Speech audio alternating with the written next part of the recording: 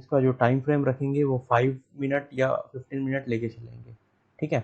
तो इस स्ट्रेटजी का नाम है आपका पिवट पॉइंट विद सीपीआर, या फिर ये अगर आपको आप ट्रेडिंग व्यू का इंडिकेटर यूज़ करते हैं तो या तो आप सीपीआर लगा लीजिए, या फिर आप पिवट पॉइंट विद सीपीआर आएगा या सीपीआर विद पिवट पॉइंट आएगा। अब सीपीआर क्या होता है? सीपीआर आप यहाँ पर देख सकते हैं, यहाँ पर बहुत सारी लाइन आपको दिख रही होगी। तो बेसिकली जो बीच की 3 लाइन है, यहाँ पर जो ग्रीन लाइन है और रेड लाइन है और जो ब्लैक लाइन है, इसको हम बोलते हैं सीपीआर, सेंट्रल पिवट रेंज, ठीक है।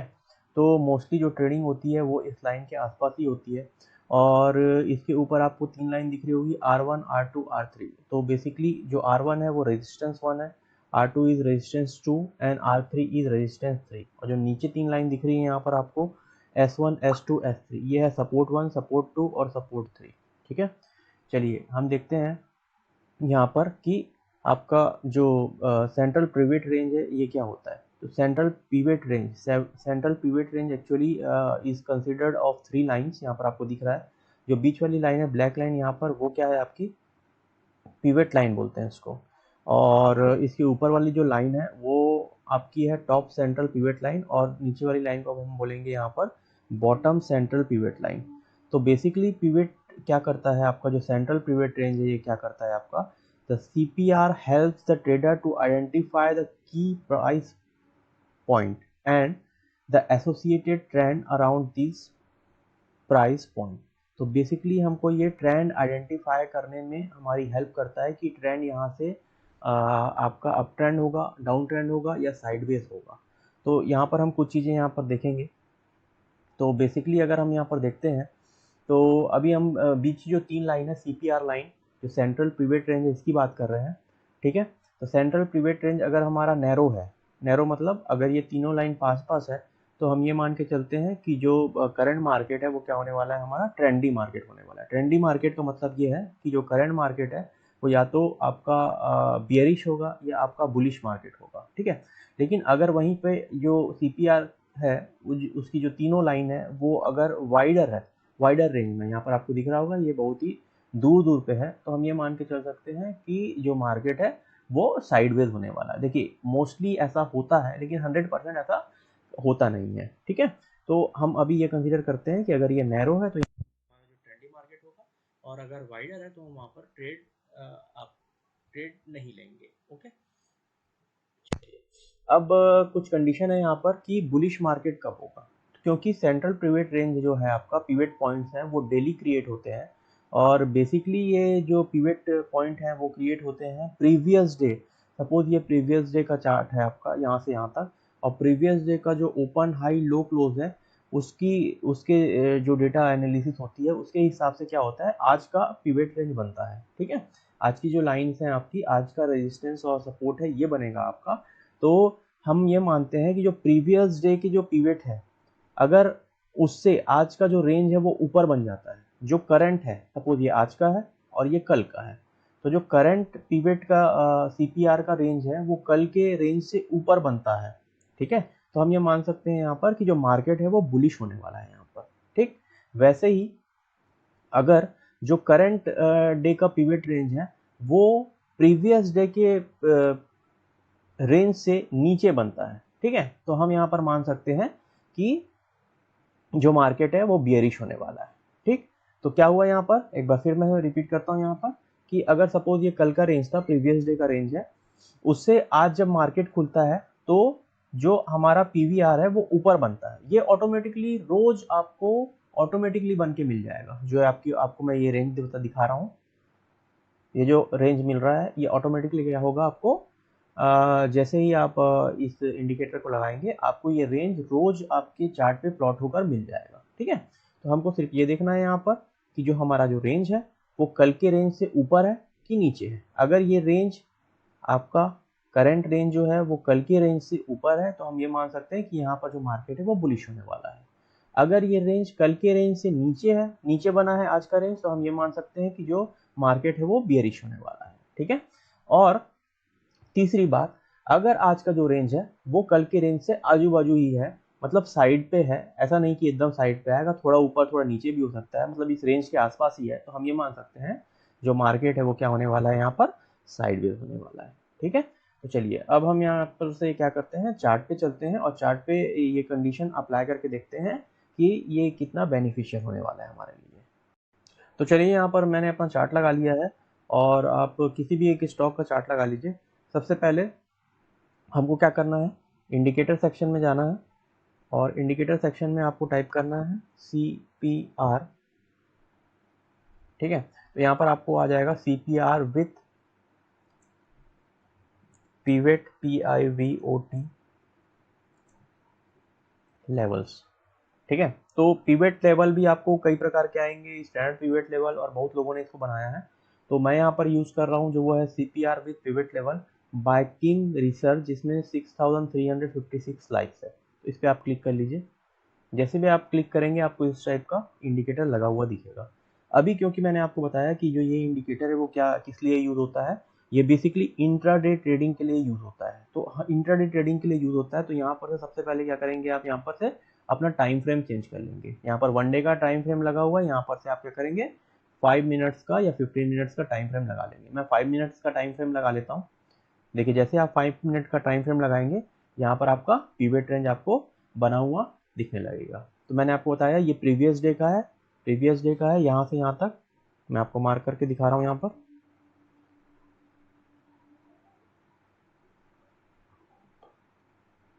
यहाँ से यहाँ तक ये प्रीवियस डे का है, एक दिन पहले का, और ये समझ लीजिए आज का है। ठीक है, तो चलिए इसकी कुछ सेटिंग्स है मैं आपको बता देता हूँ। सेटिंग में आपको क्या करना है, यहाँ पर सेटिंग पे चले जाइए और थोड़ा सा इसका कलर हम चेंज कर लेंगे। जो पिवेट रेंज है इसका कलर हम ब्लैक कर लेंगे, थोड़ा डार्क कर लेंगे। उसके बाद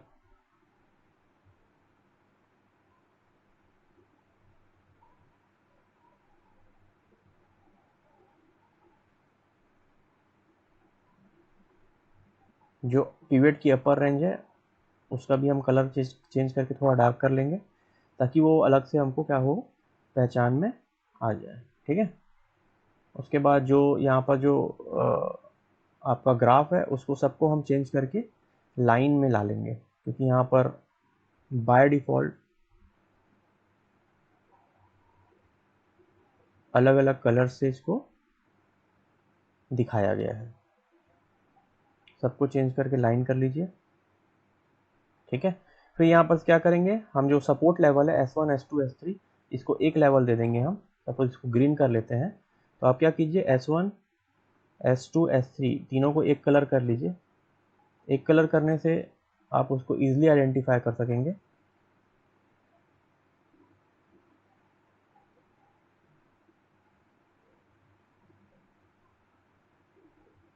ठीक है, और जो आपका R1 R2 R3 है इसको आप रेड कर लीजिए।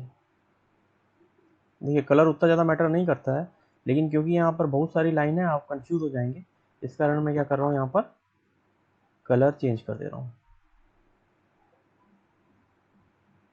ठीक है, अब देखिए यहाँ पर आपको दिख रहा होगा, यहाँ पर आपको दिख रहा होगा ये हमारा सेंट्रल पिवट रेंज तैयार हो गया है। ठीक, तो ये जो बीच की तीनों लाइनें हैं ये क्या है, आपका CPR है, सेंट्रल पिवट रेंज है। ठीक है, तो इसके अराउंड ही हम क्या करेंगे, ट्रेडिंग लेने की कोशिश करेंगे। ठीक, तो सबसे पहले मैंने आपको क्या रूल बताया था कि सबसे पहले हम देखेंगे कि जो प्रीवियस डे का जो करंट डे का जो CPR है वो कहाँ पर बना है। अभी मैं आपको बाय की कंडीशन यहाँ पर बताता हूँ कि हमको क्या करना है, प्रीवियस डे और करंट डे का CPR हमको यहाँ पर देखना है। ठीक है, चलिए इसको थोड़ा बड़ा कर लेते हैं। ठीक, अब देखिए यहाँ पर आपको क्या दिख रहा है कि जो CPR है ये थोड़ा वाइड रेंज पे है। वाइड रेंज का मैंने आपको क्या बताया था, जब ये वाइड रेंज पे होगा तो करीब करीब क्या होगा, साइडवेज मार्केट हो जाता है। तो देखिए यहाँ पर ये मार्केट करीब करीब साइडवेज हो गया। ठीक है, अभी हम थोड़ा सा पीछे चले जाते हैं, तो इसको मैं मार्क कर देता हूँ।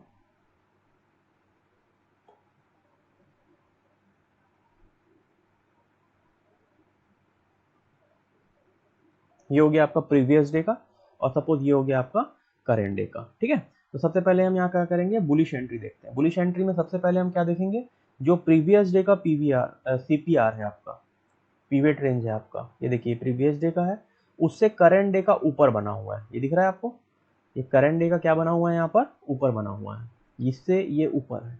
ठीक है, यहाँ पर जो 3 लाइन है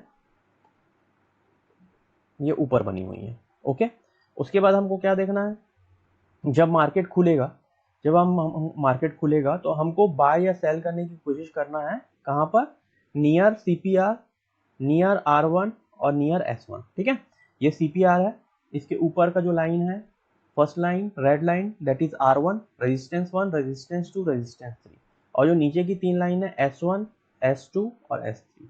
ओके, तो हमको यहाँ पर क्या करना है, डेफिनेटली अगर ये इसके ऊपर खुला है आज का, तो यहाँ पर हम क्या करके चलेंगे, सिर्फ बाय करके चलेंगे, सेल हमको करना नहीं है। ठीक है, तो ये खुलते साथ ये ऊपर गया। ठीक, और अभी कहाँ पर है ये, अभी ये कहाँ पर है, R1 के आसपास खुल गया। ठीक है, तो हमको ये देखना है कि हम CPR के क्लोज बाय करें या फिर R1 के आसपास बाय करें। अगर ये ऊपर की तरफ जा रहा है R1 के, तो क्या करेंगे, हम R1 के आसपास बाय करेंगे। अगर ये CPR के ऊपर जाने की कोशिश कर रहा है तो हम CPR के आसपास बाय करेंगे, और जो हमारा फर्स्ट टारगेट रहेगा वो R1 होगा, सेकंड टारगेट जो होगा वो R2 होगा, और थर्ड टारगेट क्या होगा, हमारा R3 होगा। ठीक है, तो अभी इस कंडीशन में क्या हो रहा है, हमारा जो फर्स्ट कंडीशन है वो क्या है, कि जो करंट डे CPR है ये किसके ऊपर होना चाहिए, ये प्रीवियस डे CPR के ऊपर होना चाहिए। सेकंड हमको क्या देखना है, सेकंड हमको ये देखना है कि हमको बाय करने की कोशिश करनी है नियर CPR। ओके, लेकिन यहाँ पर क्या हुआ है कि ये CPR के ऊपर बन गया है, CPR के ऊपर बन गया है, CPR के ऊपर बन गया, तो यहाँ पर हम बाय नहीं करेंगे।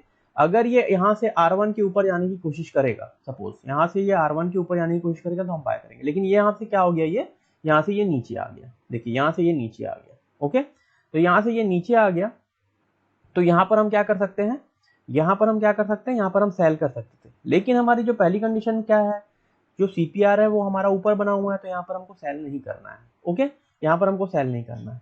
फिर से जब ये नीचे आके ऊपर जाने की कोशिश कर रहा है, यहाँ पर देखिए नीचे आके ये ऊपर जाने की कोशिश कर रहा है, कहाँ पर,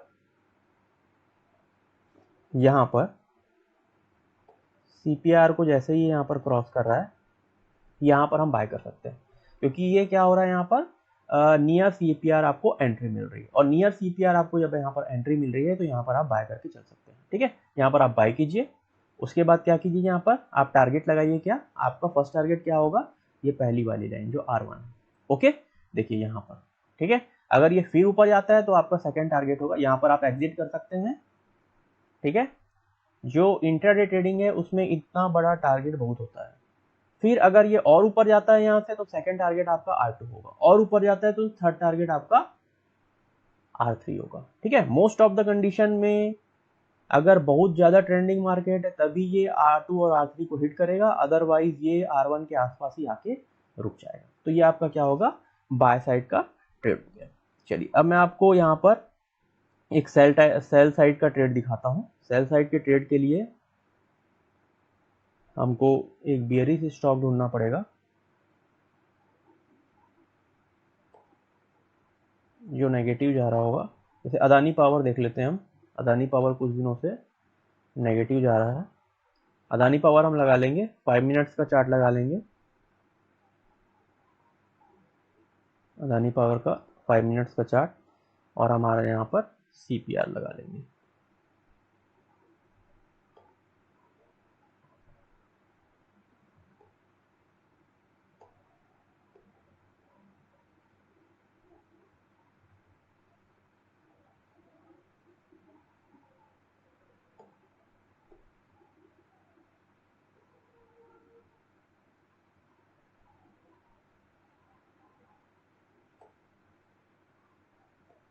चलिए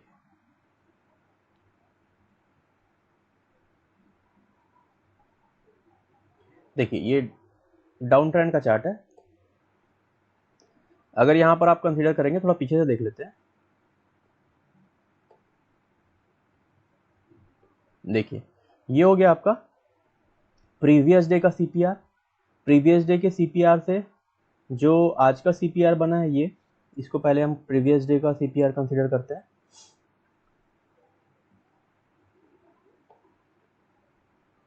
ये हमारा प्रीवियस डे हो गया, इसको मैंने मार्क कर दिया है, और ये हो गया हमारा करंट डे CPR।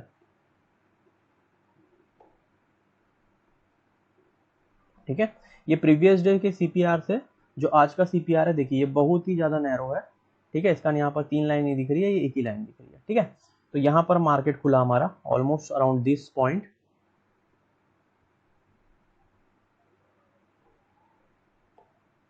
यहाँ पर हमारा मार्केट खुला, तो करंट डे जो CPR है वो प्रीवियस डे CPR से नीचे है, तो पहला कंडीशन हमारा मैच कर गया।